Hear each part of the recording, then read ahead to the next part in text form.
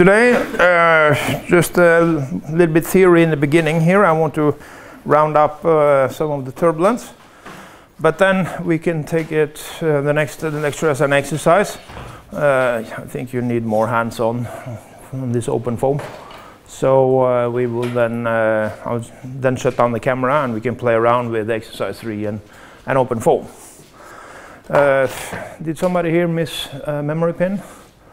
Oh, you all have? Okay, good. First of all, here I just started the OpenFoam, sorry, the Linux, and gone all the way down to the root. And was one of you who were wondering, where could I find this case, the cavity grade case? Well, it's there. So you go under opt, OpenFoam, tutorials, and then it was incompressible, it was IcoFoam, and here you have the one big cavity case. They have changed it when you look at or compare with the recipe I have given you. So now they have added another cavity folder inside the cavity. So it's a little messy, if you ask me. And here, inside this cavity, you find the different cavity cases. The first one, that's the simple, straight 20 by 20 cells. And cavity clipped, we can skip. But cavity grade, that's the one you should be using, okay? So it's there. So you just copy this folder into your run folder. Or if you have two windows here, you can click and drag it. Instead of if you don't like to write this long commands. Okay, today, turbulence.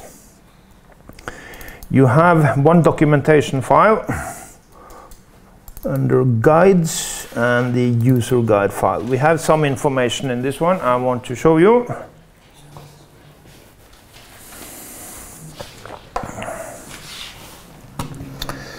Let's see, it's a long file, and on page 9, 10 you find the content. And he starts the first test case, that is the square cavity, as it normally will be in most CFD packages. It's a very nice simple test case. And here they play around with it a lot. Also here I think you can find the cavity grade case as well. If yeah, mesh grading. So there you can read a little about how this grading of the mesh is done, the logic behind it, if you are interested. More fun, I think, doing the exercise 3, play around with it. Play around with the mesh in block mesh dict. See what happens. What we are going to focus on here is high Reynolds number flow. Then we are talking turbulence. So we need then to sort of switch from one solver to another one, because the IcoFoam, that is a laminar solver. He can solve transient flows, but they have to be laminar. He doesn't have a turbulence model inside him. So we have to switch. The first tutorial case that we went through, that was this Pitts daily, the backward facing step and then with the nozzle. That was simple foam. Simple foam, that is a steady state code, but that one can handle turbulence. So I won't go through the details here. I just want to point out this part of this tutorial, because when you are doing a turbulent flow, like the one they are looking into here and the one that you are going to have a look into, when it comes to exercise 4, you will have an inlet, and you have to specify the boundary conditions at the inlet. For the velocity, pressure, that should be okay, it's rather physical. So if you send in a constant velocity, no problem there, you just specify the velocity. But here, using the K epsilon model, you have to specify K at the inlet. You have to send in a turbulent kinetic energy. What number should you use there? And also, what about this epsilon? And actually, what about the eddy viscosity at the inlet? And this was the simple, well, not so simple maybe, the K epsilon model. What if you choose another model, K omega, or one of the others involving some other turbulent quantities? You still need to provide them with boundary conditions. Very nasty, very messy. But here you then find sort of one way to obtain these values, or find some sensible or reasonable input values for these quantities. Like the K, you find sort of a velocity scale here, a turbulent velocity scale, and here I think they have chosen so and so many percent of the inlet velocity, some 10% or something, and then you calculate the K from this formula here. It will then be 3/2 and then 5% of the free stream or input velocity there, or the velocity scale. Epsilon, you have a more messy expression for him, a constant, and also there you need a length scale. Okay, what length scale? Again, if you have, say, a typical length scale in your problem, in epsilon, then you use maybe 5% of this length scale. So here they have then provided with some reasonable numbers. This is one way to do it. And of course, after you have done this, found some, hopefully some sensible numbers as boundary conditions, you start to simulate. And then you get some result here, maybe some outlet velocity profile or whatever, depending on the geometry. Then you should do more simulation and test this. What if I change the K to 10%, 20%, simulate again? How will this influence my solution? So how sensible will the solution be to these values I choose? Hopefully they shouldn't be too sensible. If they are very sensible, okay, then you really have to provide your problem with the, say, more correct values. And how can you find the more correct values? Well, one way could then be to do a first simulation, just one very, very, very long channel, and let the turbulent sort of evolve naturally. So here you will then have a distribution of K from wall to wall, maybe looking something like this. This is quite some typical for a turbulent kinetic energy. It peaks close to the walls and is quite small in the center, depending on the Reynolds number. If the Reynolds number is very high, it can be more like this. Peaks very close to the wall. Remember, close to the walls, that's where you produce the turbulence. That's all the activity. In the center region here, flat, boring velocity profile, not that much happens. So there you can find sort of what the K should look like. And then afterwards use this as input, as boundary condition for the inlet. That could be one way to do it. Same then with finding the epsilon profile here, finding the eddy viscosity here.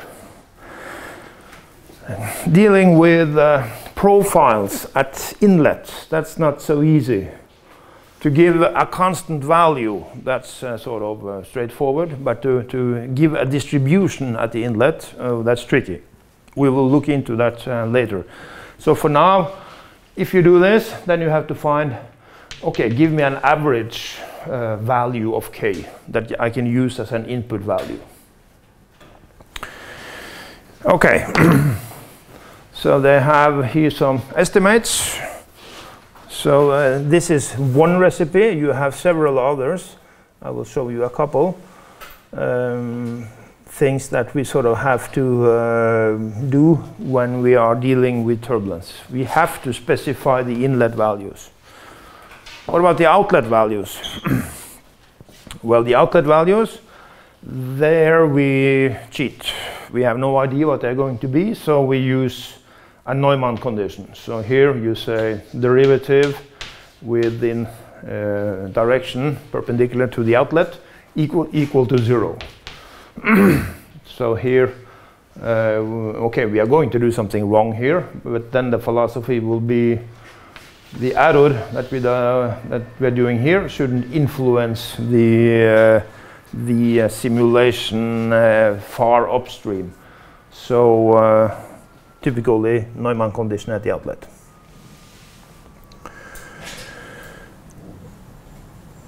We have done one simulation with the turbulence already. That was the Pitts-Daly case. So I will jump into that one. And here I have removed all result file, all everything. So now let's see if we can have a look at constants. And here we have something called Turbulence Properties. That's a file into the constant folder. Remember Pitts-Daly, that was the backward facing step. And he could then use turbulence with simple foam. And inside this file, you see the model here, Reynolds averaged model, K epsilon. Turbulence on, print coefficients on. Print coefficients, that's just cosmetics. Print out some coefficients somewhere. The turbulence, you can actually switch it off. That can be convenient from time to time. You run a code and you just for maybe a control or a test, what will a laminar solution look like? You can just switch the turbulence off. Here you have a model, K epsilon. And what other model do we have? Here you will then use the banana trick. I have no idea what other models we have, so I write banana. You write any word, any stupid words, 5 X's, something that doesn't exist. And then you save the file, and we try to run this. Let's see if this one works. Simple foam.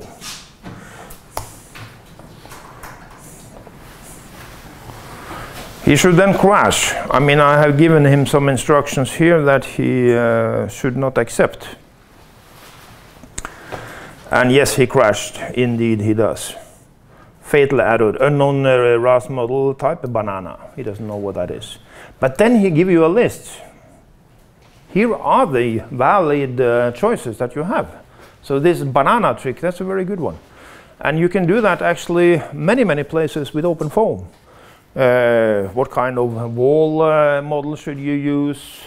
In the block mesh dict, what type of patches can we use? What's the name of the different walls there? In the zero files, we have some boundary conditions, somewhere zero gradient, somewhere symmetry line. What else do we have there? I don't know. Okay, try banana.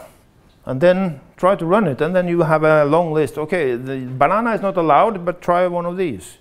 So that's very nice. So the banana trick, very good trick.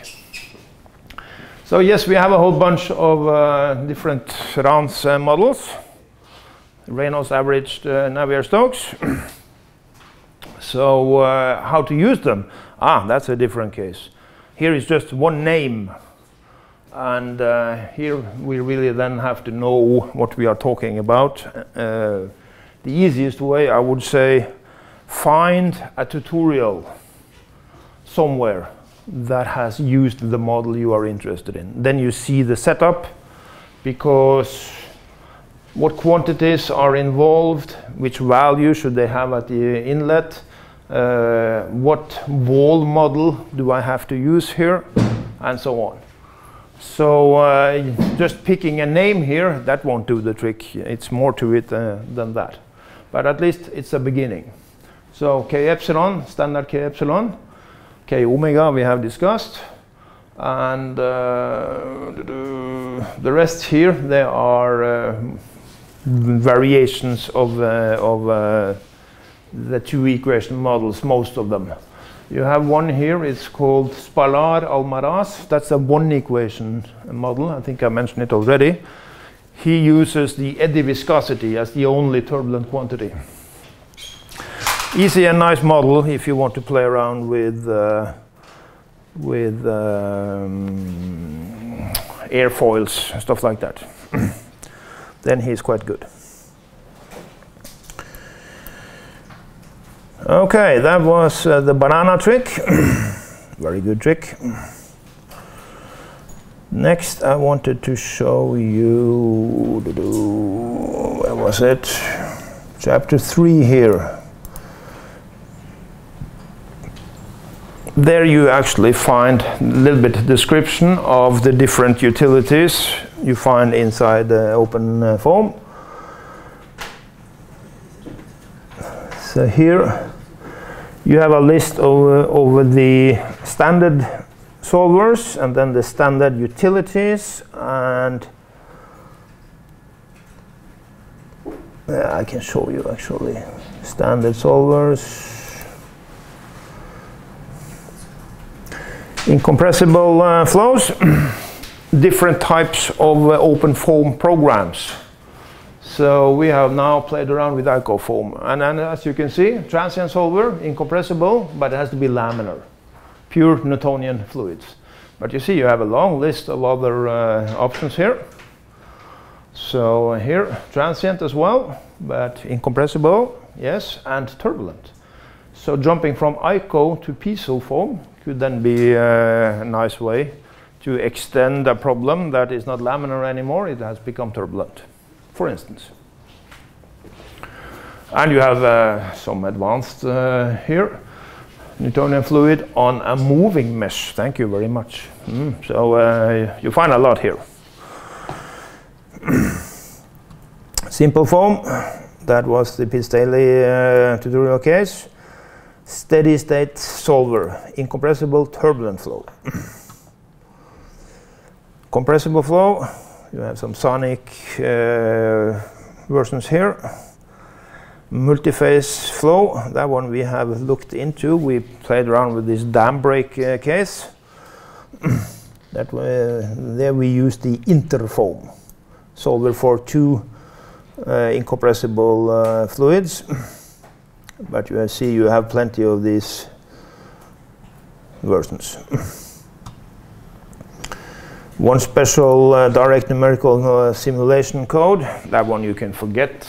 As you can see, he's only capable of doing isotropic turbulence within one single box. That's all he can do.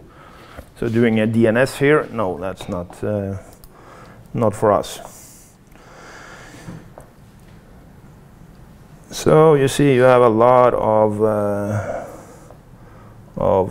codes to play around with. Utilities, Storm, it's a lot of things to cover here. A lot of this will now be separate programs, separate scripts that can do a whole lot of different things. So where was the list of the turbulence? Should be here somewhere.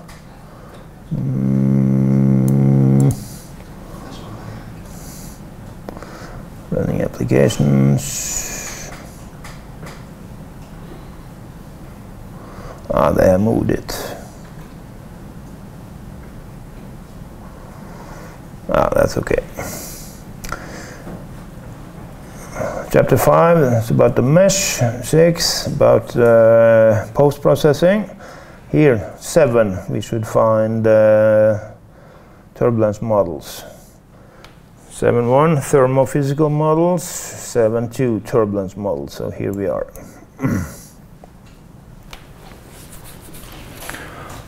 And OpenFoam differs between two families, Reynolds averaged and large eddy simulations. So large eddy, I would be skeptical. It's a rather big simulations to use large eddy, but you're free to play with it if you want. So here, short list then of the different turbulence models, what they sort of are aiming for.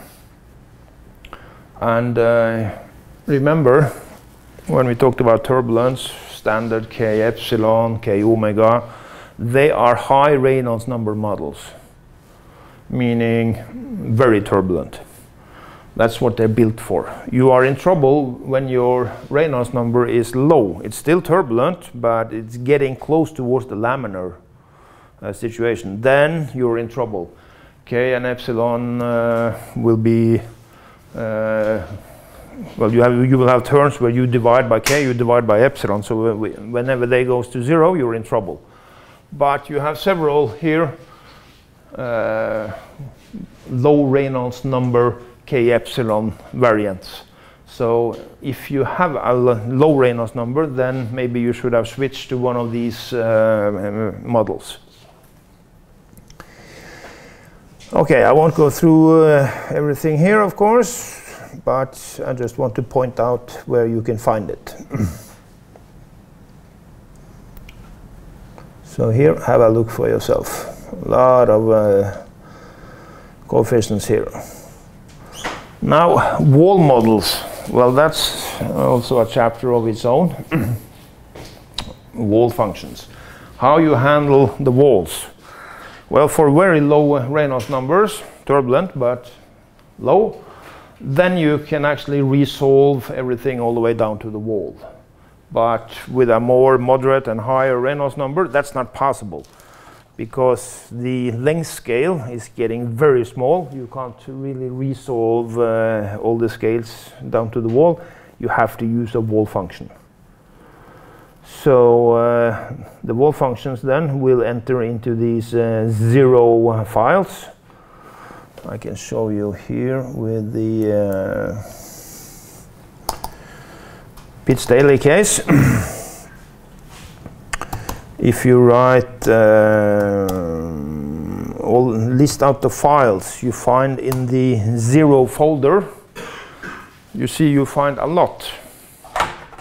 Inside the 0 folder, that's where you put the boundary conditions.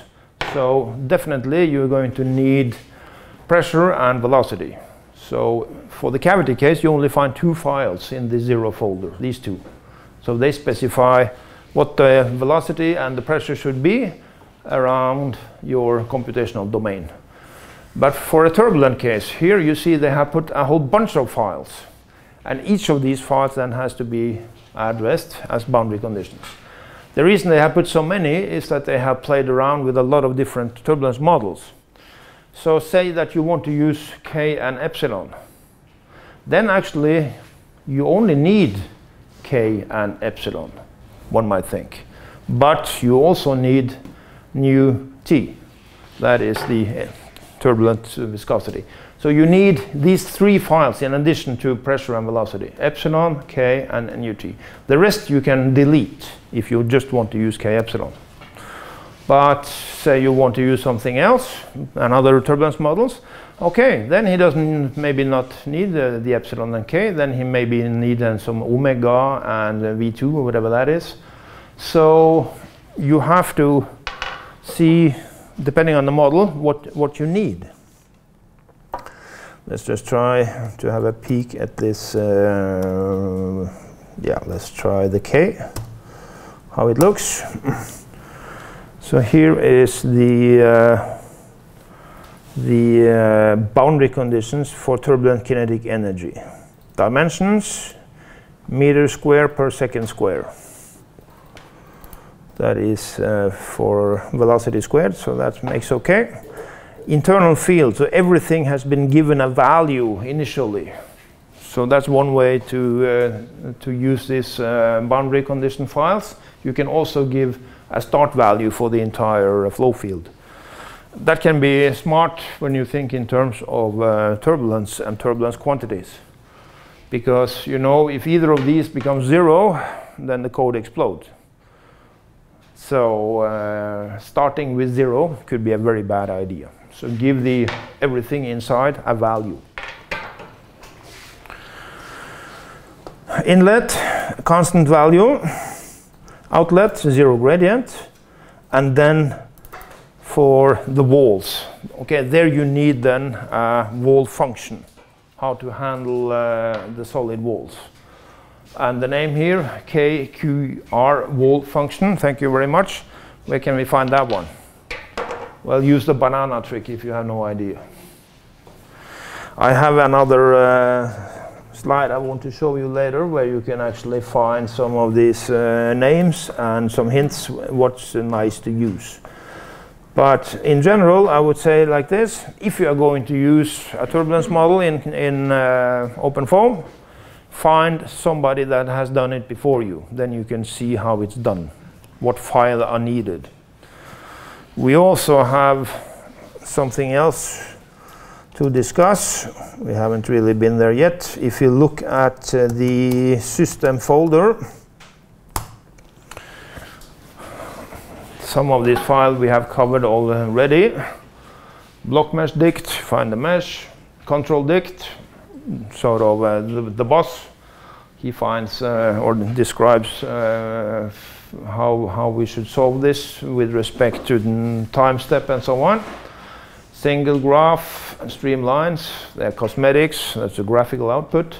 But these two files we haven't looked into yet, schemes and solution. The schemes, he decides or dictates how you should discreticize your equations.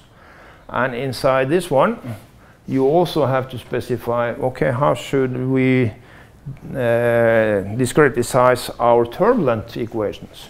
So depending on the turbulence model, inside this schemes, then you also need some entries for your choice of turbulence model. So they are connected. Also with the solution, FV solution, describes how these equations should be solved numerically. Again, if you choose a turbulence model, then also you need some entry inside this FV solution file. So it's quite complex to get everything up and running correctly. Hence, if you want to use a turbulence model, find somebody that has done it already, so you can find or copy the setup. Okay. Then finally I wanted to show you something I found on the net. An Italian guy. Come on, here we go. Isn't it possible to get it? There we go. So I'll put out this one on the homepage later.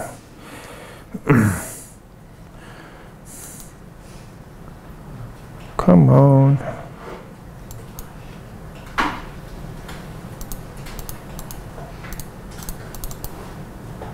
There we go. Some nice images to begin with.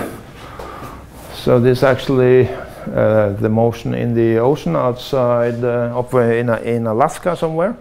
See with some very nice vortices. And this image here is quite famous actually, where you see the wake from the wind turbines. You see we have several wind turbines in the back there. That's a big question. What should the distance be here? How much energy will the first one steal from the next one?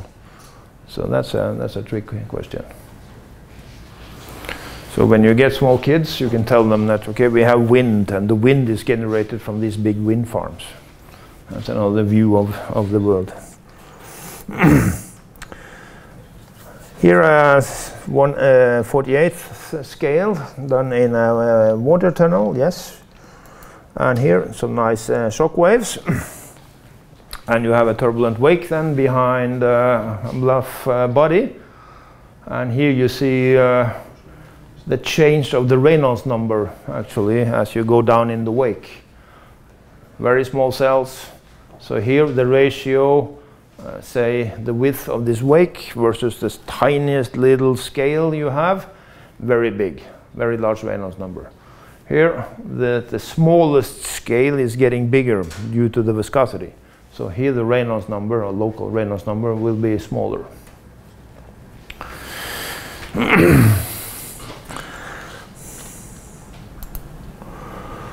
So most of it, yeah, well, I won't go through everything here in detail. You can read for yourself afterwards.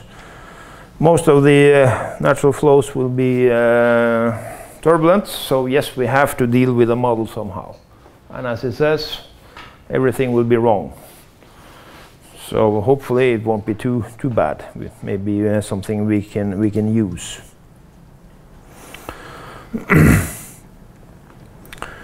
Yeah, you have the Navier-Stokes, of course. It has to be solved, and then we have additional equations. And close to the wall, yes, we have wall models, which then will be based on some variants of this law of the wall, where you have the plus units defined like this, based on the skin friction velocity, as we call it.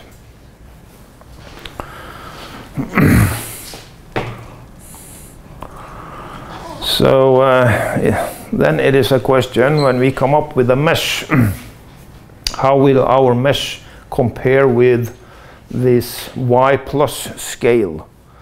I mean, smaller than 10, you're down in the viscous sublayer. Now this drawing here is meant to sort of illustrate the, say, the turbulent scales that we sort of picture, but it's definitely wrong. Close to the wall in this viscous sublayer, that's really where all the action is taking place. So here you have a lot of turbulent motion, very violently. So it's not a laminar sublayer at all. So if you want to describe this layer correctly, then you're going to need a lot of cells here. Very expensive. And then you have the buffer layer between 10 and 30, and then from 30 up to 300, and then the outer region, well, that will depend on your problem. So that's not an issue. That's not a big deal. So the question is, what are the y plus scale? We should know that before we begin. But we can't, because y plus, that is based on this shear stress, the skin friction velocity, which is based on the wall shear stress, which is a part of the solution. So you don't know this a priori before you begin. So that's a messy thing. Okay, but then, as it was with these values at the inlet, we have ways to estimate this y plus scale before we begin. So you'll find some recipes here. And also you can find, if you Google, you write y plus estimate, and then you will have many pages describing how this can be done.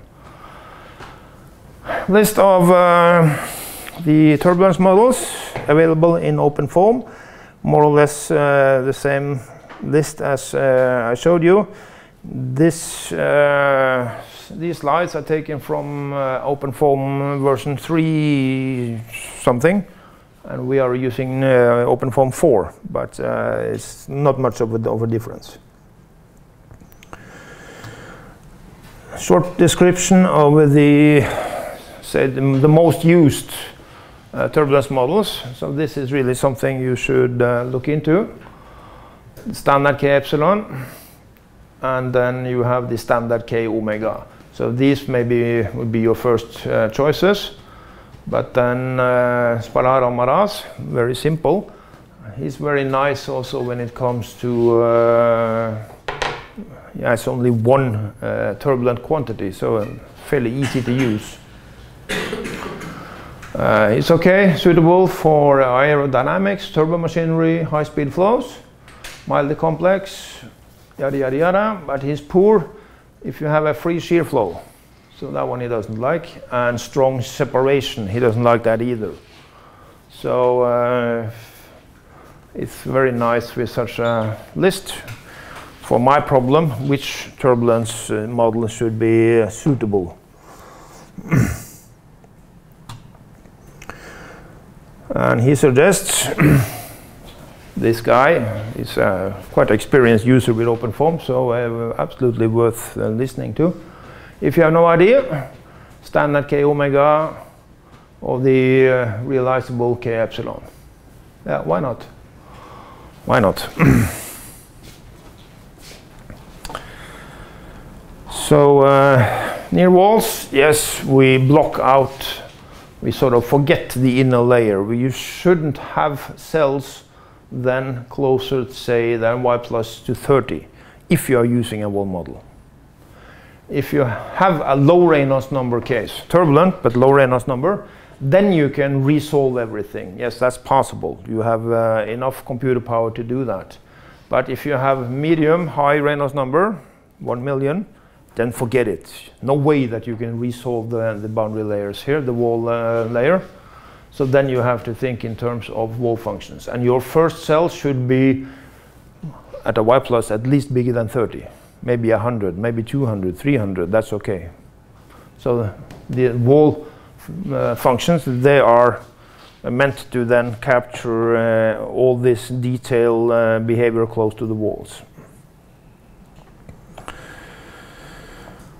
Yeah, I won't go through all these details here. He talks a lot. He starts with K omega, and here you need some boundary conditions in the K omega. The K, sort of the same that we saw already. You take a velocity scale, typical turbulent velocity scale, 5%, 10% maybe of the free stream velocity that you have. Construct turbulent kinetic energy, and then this turbulent is sort of a frequency, or he calls it kinetic energy omega. Then you have to find sort of an estimate of that as well, and you have a recipe here how this can be done for low, medium, and high Reynolds numbers.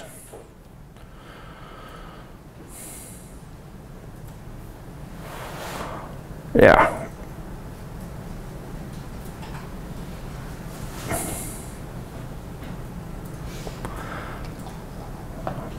For omega, you have an omega wall function. Should be okay.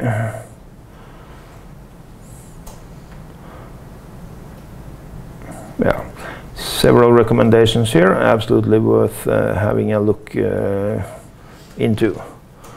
Here, different typical wall functions depending on the different quantities that you want to use. So whether you have a high Reynolds number or a resolved boundary layer, a low Reynolds number, still turbulent, then you can choose.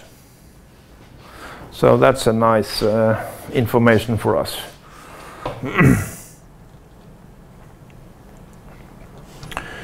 Here, estimate of the plus units.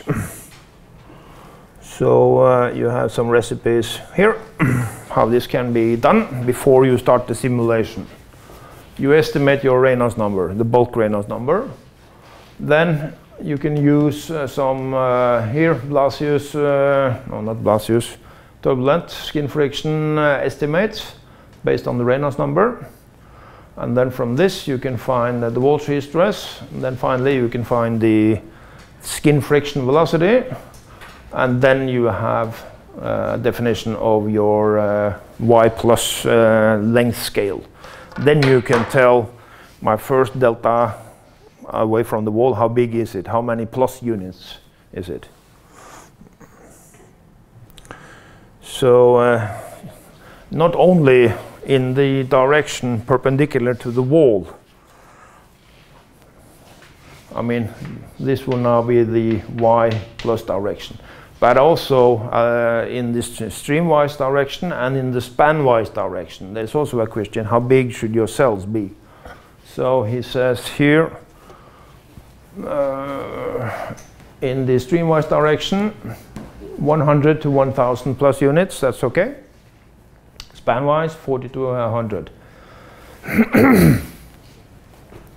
So here, if this one is really correct, you should resolve down in the corners here. Well, he has resolved in this direction quite nicely, but not here.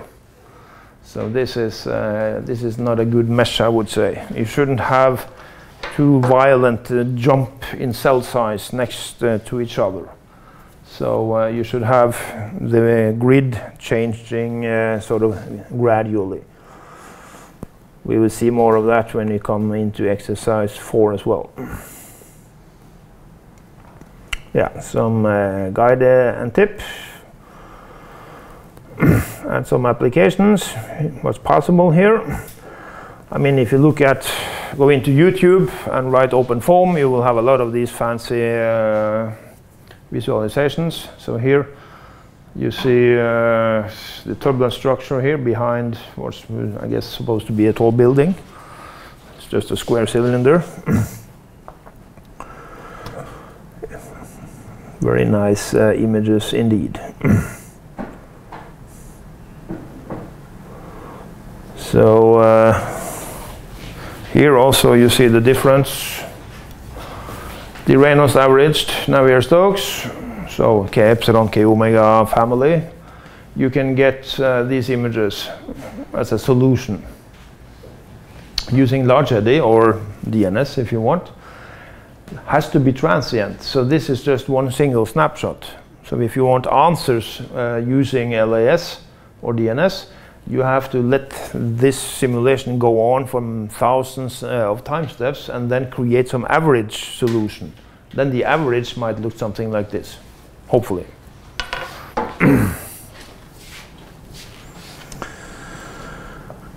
Yeah, fancy pictures and finally some reference. Okay, that was sort of the end of the turbulence. You will have some more with exercise 4, of course. I will give you some hint there as well. But now I think you need more hands-on. So today and also next week will be mainly focused on exercise. Any questions? Then we stop here.